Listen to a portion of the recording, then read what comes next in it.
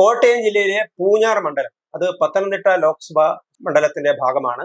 നേരത്തെ PC George സ്വതന്ത്രനായി കേരള നിയമസഭയിലേക്ക് ജയിച്ചു എന്ന ചരിത്രവും പൂഞ്ഞാറിനുണ്ട്. 2016 അത്. രണ്ട് മുന്നണികളെയും തോൽപ്പിച്ചാണ് അദ്ദേഹം നിയമസഭയിൽ എത്തിയത്. ഇത്തവണയും PC ജോർജ് BJPയുടെ സ്ഥാനാർത്ഥിയായിട്ടാണ് മത്സരരംഗത്തുള്ളത്. 2016 BJP BDJS സഖ്യത്തിന് 20,000-ൽ തൊട്ടു താഴെ വോട്ടുണ്ടായിരുന്നു. PC ജോർജിനും നല്ലൊരു വോട്ട്, 10-30,000 വോട്ട് അദ്ദേഹത്തിന്റെ സ്വന്തം കയ്യിലുണ്ട്. അത് രണ്ടും ചേരുന്ന സമയത്ത് PC ജോർജിന് BJP സ്ഥാനാർത്ഥിയായിട്ട് പൂഞ്ഞാറിന് ജയിച്ച് കയറാൻ കഴിയും എന്നാണ് BJP കേന്ദ്രങ്ങൾ വിശ്വസിക്കുന്നത്. അതേപോലെ തന്നെ പാല, പൂഞ്ഞാർ, കാഞ്ഞിരപ്പള്ളി ഈ മൂന്ന് സ്ഥലവും പ്രത്യേകം ശ്രദ്ധിക്കപ്പെടുന്ന സ്ഥലങ്ങളാണ്. നേരത്തെ PC തോമസ് മൂവാറ്റുപുഴയിൽ നിന്ന് ജയിച്ച് NDA സ്ഥാനാർത്ഥിയായിട്ട് ലോക്സഭയിലേക്ക് ജയിച്ചതുപോലെ തന്നെ ഈ മൂന്ന് സീറ്റുകളിലേക്കും ജയിക്കാനുള്ള സാഹചര്യങ്ങളാണ് അവിടെ സംജാതമായിരിക്കുന്നത്. കാഞ്ഞിരപ്പള്ളിയിലാണെങ്കിലും പാലായിലാണെങ്കിലും പൂഞ്ഞാറിലാണെങ്കിലും. അതുകൊണ്ട് തന്നെ പൂഞ്ഞാർ വളരെയേറെ ശ്രദ്ധ ആകർഷിക്കുന്ന മണ്ഡലമാണ്. രാഷ്ട്രീയ നിരീക്ഷകരും കേരള കേന്ദ്ര സർവകലാശാല മുൻ പ്രോ വൈസ് ചാൻസലറുമായ ഡോക്ടർ K ജയപ്രസാദ് പൂഞ്ഞാർ മണ്ഡലത്തിന്റെ ഇപ്പോഴത്തെ രാഷ്ട്രീയ സ്ഥിതിഗതികളെ കുറിച്ച് വിശകലനം ചെയ്യുകയാണ്. നമസ്തേ. പാല, പൂഞ്ഞാർ, കാഞ്ഞിരപ്പള്ളി ഈ മൂന്നും നേരത്തെ 2004 മൂവാറ്റുപുഴ ലോക്സഭാ സീറ്റ് ജയിച്ചതുപോലെ ജയിക്കാൻ കഴിയുമെന്നാണ് BJPയുടെ കേന്ദ്രങ്ങൾ അവകാശപ്പെടുന്നത്. പൂഞ്ഞാറിലാണെങ്കിൽ അവിടെ നിന്ന് സ്വതന്ത്രനായി ജയിച്ചിരുന്ന PC ജോർജ്, അദ്ദേഹമാണ് ഇപ്പോൾ BJPയുടെ സ്ഥാനാർത്ഥി. എന്താണ് PC ജോർജിന്റെ വിജയ സാധ്യതകൾ? ഈ വരുന്ന തെരഞ്ഞെടുപ്പില് ഏറ്റവും കൂടുതൽ ശ്രദ്ധേയമായ ഒരു മത്സരം നടക്കുന്ന ഒരു മണ്ഡലമാണ് പൂഞ്ഞാർ. അപ്പൊ പൂഞ്ഞാർ മണ്ഡലത്തിന്റെ പ്രത്യേക ഒരു രാഷ്ട്രീയ സാഹചര്യം ഏതാണ്ട് കഴിഞ്ഞ 10 വർഷമായിട്ട്, അതായത് 2016 മുതൽ പൂഞ്ഞാറിന്റെ ഒരു രാഷ്ട്രീയ കാലാവസ്ഥയിൽ കാര്യമായ മാറ്റം വന്നിട്ടുണ്ട്. അതായത് ഒരു ത്രികോണ മത്സരത്തിന് വേദിയായി പൂഞ്ഞാർ. കേരളത്തിലെ മറ്റു പല മണ്ഡലങ്ങളിൽ നിന്ന് വ്യത്യസ്തമായിട്ട് 2016 ഇടതു മുന്നണിയും വലതു മുന്നണിയുടെയും പിന്തുണ ഇല്ലാതെ PC ജോർജ് സ്വതന്ത്രനായിട്ട് മത്സരിക്കുക മാത്രമല്ല, അദ്ദേഹം വിജയിക്കുകയും ചെയ്ത് ഏതാണ്ട് 63,621 വോട്ട്, 43.65% വോട്ട് വാങ്ങി അദ്ദേഹം 2016 ഇടത് വലത് മുന്നണികളെയും ഒപ്പം അന്ന് BJPയുടെ സ്ഥാനാർത്ഥിയായിട്ട് BJP മുന്നണിയിലെ BDJS ആണ് മത്സരിച്ചത്.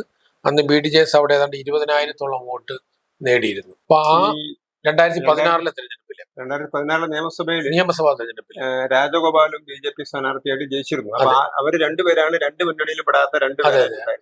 പലപ്പോഴും PC ജോർജിന്റെ സമയവും കൂടി രാജഗോപാലിന് കൊടുക്കുകയായിരുന്നു പ്രസംഗിക്കാൻ വേണ്ടി. അതെ പല ആ തരത്തില് കേരള രാഷ്ട്രീയത്തിലെ ഒരു ശ്രദ്ധേയമായ മണ്ഡലമാണ്. അപ്പൊ 2021 വന്നപ്പോഴ് PC ജോർജ്, ഇതിനിടയിൽ PC ജോർജിന് അവിടെ പ്രാദേശികമായിട്ടുള്ള ഈരാറ്റുപേട്ടയിലെ തീവ്രവാദ മുസ്ലിം വിഭാഗങ്ങളിൽ പെട്ട സംഘടനകളുടെ നോട്ടപ്പുള്ളിയായി മാറുകയും അദ്ദേഹത്തിനെതിരെ ഒരുപാട് ആരോപണങ്ങളും അല്ലെങ്കിൽ ആ തരത്തിലുള്ള എതിർപ്പൊക്കെ ഉണ്ടായി. അപ്പം അതില് പരമ്പരാഗതമായി PC ജോർജിനെ ജയിപ്പിച്ച മണ്ഡലമാണ്. അവിടെ എടുത്തു പറയേണ്ടത് PC ജോർജ് 7 തവണ റെപ്രസെന്റ് ചെയ്ത് 7 തവണ പൂഞ്ഞാറ് ജയിപ്പിച്ച MLA ആണ് PC ജോർജ്. 1982 അദ്ദേഹം ആദ്യം MLA ആകുന്നത്. അതിനുശേഷം അദ്ദേഹം പിൽക്കാലത്ത് 91 മുതൽ ഈ 2021 വരെയും അദ്ദേഹം നിയമസഭയിൽ റെപ്രസെന്റ് ചെയ്ത പൂഞ്ഞാറിനെയാണ്. അപ്പം പൂഞ്ഞാറിലെ PC ജോർജിന്റെ ബന്ധം എന്ന് പറയുന്നത് അത്രയും നീണ്ട ഒരു പാരമ്പര്യമാണ്. വളരെ ജനകീയനായ ഒരു നേതാവ്, എല്ലാ വിഭാഗം ജനങ്ങളുമായിട്ടും വളരെ അടുത്ത ബന്ധമുള്ള ഒരാളാണ്. അപ്പൊ ആ മണ്ഡലത്തെ സംബന്ധിച്ച് PC ജോർജ് അത്രയധികം സുപരിചിതനാണ്. അപ്പൊ കഴിഞ്ഞ തവണ അദ്ദേഹത്തിനെതിരെ വലിയൊരു ക്യാമ്പയിനിങ് മുസ്ലിം സംഘടനകൾ നടത്തിയിരുന്നു. അപ്പം ഒറ്റയ്ക്കാണ് അദ്ദേഹം മത്സരിച്ചത്. അന്ന് അദ്ദേഹത്തിന് കഴിഞ്ഞ തവണ ത്രികോണ മത്സരമായിരുന്നു. 41,851 വോട്ട് PC ജോർജ് മത്സരിക്കേണ്ടായി. അന്ന് അതായത് 30% വോട്ട് അദ്ദേഹത്തിന് ലഭിച്ചു. അപ്പം സെബാസ്റ്റ്യൻ കുളത്തുമേലാണ് കേരള കോൺഗ്രസ് മാണി ഗ്രൂപ്പിൽ നിന്ന് വിജയിച്ചത്. 41.9% LDF സ്ഥാനാർത്ഥിയാണ്. മാണി ഗ്രൂപ്പിന്റെ ഭാഗമായിട്ട് നിന്ന് മത്സരിച്ചത്. അതിനുശേഷം കോൺഗ്രസ് സ്ഥാനാർത്ഥിക്ക് അവിടെ ലഭിച്ചത് ടോമിക്ക് 34,633 ടോമി കല്ലാനി 24% വോട്ടാണ് ലഭിച്ചത്. അപ്പൊ അതുപോലെ BDJS കഴിഞ്ഞ തവണ അവിടെ ദുർബലമായ ഒരു പങ്കാളി, കാരണം ഇലക്ഷനിലെ അവസാനത്തെ സമയത്ത് BDJS വോട്ടുകളെല്ലാം തന്നെ പൂർണ്ണമായിട്ടും മറ്റു മുന്നണിയിലേക്ക് പോയി എന്ന് വേണം കാണാൻ. അപ്പൊ ആ തരത്തിൽ നമ്മൾ നോക്കുമ്പോൾ അദ്ദേഹം ഏറ്റവും കൂടുതൽ എതിർപ്പുകളെ നേരിട്ട സമയത്തും അവിടെ 30% വോട്ട് നേടിയ വ്യക്തിയാണ്. അദ്ദേഹത്തിന്റെ വ്യക്തിബന്ധങ്ങളുടെയും കരുത്തും അദ്ദേഹത്തിന്റെ രാഷ്ട്രീയ പാരമ്പര്യവും ആ മണ്ഡലത്തിൽ അദ്ദേഹത്തിന്റെ നിറഞ്ഞു നിൽക്കുന്ന ഒരു സാന്നിധ്യവും ഒക്കെ അദ്ദേഹത്തിന്റെ കരുത്താണ് ഒരു ഭാഗത്ത്. അപ്പൊ ഈ തെരഞ്ഞെടുപ്പിൽ അദ്ദേഹം BJPയുടെ ഭാഗത്ത് നിന്നായിട്ട് BJP സ്ഥാനാർത്ഥിയായിട്ടാണ് മത്സരിക്കുന്നത്. ഇപ്പൊ രണ്ട് തരത്തിലെ ആളുകൾ കാണും. ഇത് BJPയിൽ വന്നതുകൊണ്ട് അദ്ദേഹത്തിന്റെ പോപ്പുലാരിറ്റിക്ക് എന്തെങ്കിലും നഷ്ടം ഉണ്ടായിട്ടുണ്ടോ, BJP അലയൻസ് അദ്ദേഹത്തിന്റെ വിജയ സാധ്യതയെ കുറയ്ക്കുമോ? അപ്പൊ ഇവിടെ നമ്മൾ എടുത്തു പറയേണ്ട വിഷയം 2004 ഇടത് വലത് മുന്നണികൾക്ക് ബദലായി NDA പക്ഷത്ത് നിന്ന് PC തോമസ് മൂവാറ്റുപുഴ മണ്ഡലത്തിൽ നിന്ന് MP ലോകസഭാ സീറ്റിൽ വിജയിച്ചൊരു ചരിത്രമുണ്ട്. അപ്പം ഏതാണ്ട് അതിന്റെ ഒരു ആവർത്തനം തന്നെയായിരിക്കും ഈ തെരഞ്ഞെടുപ്പിലും ഉണ്ടാകുക. അത് PC ജോർജിന്റെ ജനകീയതയോടൊപ്പം BJPയുടെ പോപ്പുലാരിറ്റി, ഈ മണ്ഡലത്തില് BJPക്ക് നല്ല ശക്തമായ സാന്നിധ്യമുണ്ട്. അതായത് 30,000-ഓളം വോട്ട്, അതായത് 30,000-ഓളം വോട്ട് BJPക്ക് വിജയപ്രതീക്ഷ ഇല്ലാത്ത അവസരത്തിലും ഏതാണ്ട് 25,000 മുതൽ 30,000 വോട്ട് BJPക്ക് ലഭിക്കുന്ന മണ്ഡലമാണ്. ലോകസഭയിലും നിയമസഭയിലെയും ഒരു പശ്ചാത്തലം നമ്മൾ നോക്കിക്കഴിഞ്ഞാൽ ഈ കഴിഞ്ഞ തദ്ദേശ തെരഞ്ഞെടുപ്പില് അവിടെ പഞ്ചായത്ത് തലത്തിൽ അത് PC ജോർജിന്റെ പങ്കാളിത്തം കൂടെയുണ്ട്. BJP ജയിച്ച് ഭരണത്തിൽ വരികയും ചെയ്തു പൂഞ്ഞാറിലും. അപ്പൊ അങ്ങനെ നോക്കുമ്പോൾ BJPയുടെ വളരെ ശക്തമായ സാന്നിധ്യമുള്ള ഒരു മണ്ഡലമാണ്. PC ജോർജിന്റെ പരമ്പരാഗതമായ രാഷ്ട്രീയ പിന്തുണയും ജനങ്ങളുടെ ഇടയിലുള്ള പോപ്പുലാരിറ്റിയും ഇവിടെ സമന്വയിക്കുമ്പോൾ ഈ തെരഞ്ഞെടുപ്പിൽ വലിയ വിജയം നേടാൻ അദ്ദേഹത്തിന് കഴിയും. മാത്രമല്ല അദ്ദേഹത്തിന്റെ എതിരാളിയായി നിൽക്കുന്ന ആള് ഒന്ന് ഈ സജി ജേക്കബ് എന്ന് പറയുന്നത് കോൺഗ്രസിന്റെ സ്ഥാനാർത്ഥിയാണ്. അപ്പൊ കോൺഗ്രസ് ഈ മണ്ഡലത്തിൽ നമ്മൾ നിയമമണ്ഡലത്തിലെ പോലെയാണ്. കോൺഗ്രസ് അവിടെ പിന്നോട്ട് പോയി. അപ്പൊ ഈ മാണി ഗ്രൂപ്പ്, ഇടതുപക്ഷത്തിന് പിന്തുണയ്ക്കുന്ന മാണി ഗ്രൂപ്പ്, അതായത് സെബാസ്റ്റ്യൻ കുളത്തുമേൽ തന്നെയാണ് ഇത്തവണയും മത്സരിക്കുന്നത്. അപ്പം ഫലത്തില് ഈ തെരഞ്ഞെടുപ്പില് മത്സരം PC ജോർജും സെബാസ്റ്റ്യൻ കുളത്തുമേൽ തന്നെ തമ്മിലായിരിക്കും. അപ്പൊ ഇടതുമുന്നണിയെയും BJP സ്ഥാനാർത്ഥിയും കൂടെ നേരിട്ടായിരിക്കും അവിടെ മത്സരം നടക്കുക. അപ്പം കോൺഗ്രസ് സ്ഥാനാർത്ഥി സജി ജേക്കബ് ആ തരത്തില് അവിടെ ഉയർന്നു വരണമെന്നില്ല. കാരണം സജി ജേക്കബിന്റെ അല്ലെങ്കിൽ കോൺഗ്രസിന്റെ വോട്ടിംഗ് പാറ്റേൺ നമ്മൾ പരിശോധിച്ചു കഴിഞ്ഞാൽ 2016 അന്ന് കോൺഗ്രസ് UDFന് ലഭിച്ചത് പറയും 22,270 വോട്ടാണ്.